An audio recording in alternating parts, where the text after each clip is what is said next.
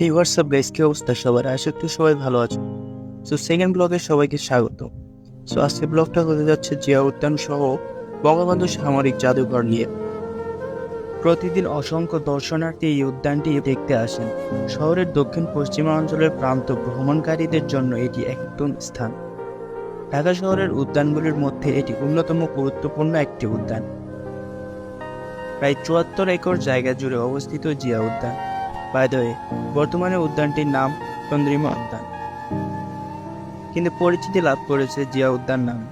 So তারপর মনোমুগ্ধকর উদ্যানের মাঝ দিয়ে বঙ্গবন্ধু জাদুঘরের দিকে চলতে শুরু করলাম। বঙ্গবন্ধু সামরিক জাদুঘর বাংলাদেশের রাজধানী ঢাকা শহরের বিজয় সরণিতে অবস্থিত একটি জাদুঘর। জাদুঘরটি বাংলাদেশ সেনাবাহিনী কর্তৃক নিয়ন্ত্রিত হয়। বাংলাদেশের সামরিক বাহিনীগুলির ইতিহাস, ঐতিহ্য, সাফল্য সংক্রান্ত নিদর্শন ও বিভিন্ন অস্ত্রশস্ত্রের সংগ্রহ নিয়ে জাদুঘরটি সজ্জিত। ১৯৮৭ সালে প্রথম সামরিক জাদুঘরটি প্রতিষ্ঠিত হয় এবং ১৯৯৯ সালে জাদুঘরটি স্থায়ীভাবে বিজয় সরণিতে স্থানান্তর করা হয়।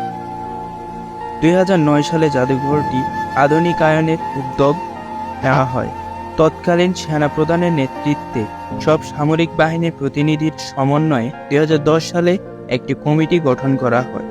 ওই কমিটি জাদুঘরটিকে বিশ্বমানে উন্নতিকরণ ও বঙ্গবন্ধু শেখ মুজিবুর নামে করার সুপারিশ করে। এ লক্ষ্যে ২০১৬ সালে ২৭৬ কোটি টাকা ব্যয়ের একটি প্রকল্প প্রস্তুত করা হয়। ২০২২ সালে প্রধানমন্ত্রী শেখ হাসিনা বঙ্গবন্ধু সামরিক জাদুঘরের উদ্বোধন করেন।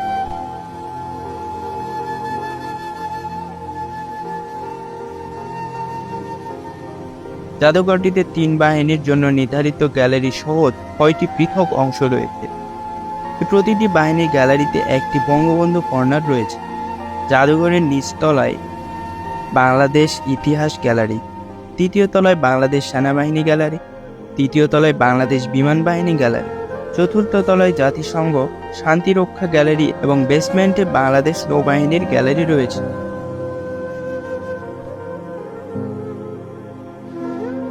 ১৯৭১ সালে মুক্তিযুদ্ধের সময় সেনাবাহিনীর কমান্ডারদের ব্যাজ, পোশাক, অস্ত্র, গোলাবারুদ, কামান, এন্ট্রি এয়ারক্রাফট গান এবং যোগাযোগের জন্য ব্যবহৃত বিভিন্ন যানবাহন জাদুঘরটিতে রক্ষিত রয়েছে।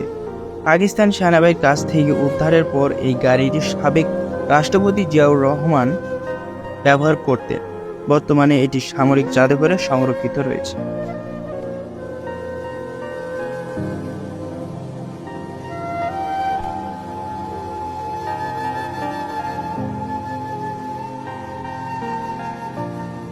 বঙ্গবন্ধু সামরিক জাদুঘরটি বঙ্গবন্ধু নব থিয়েটারের পশ্চিম পাশে ১০ একর জমির উপর নির্মিত।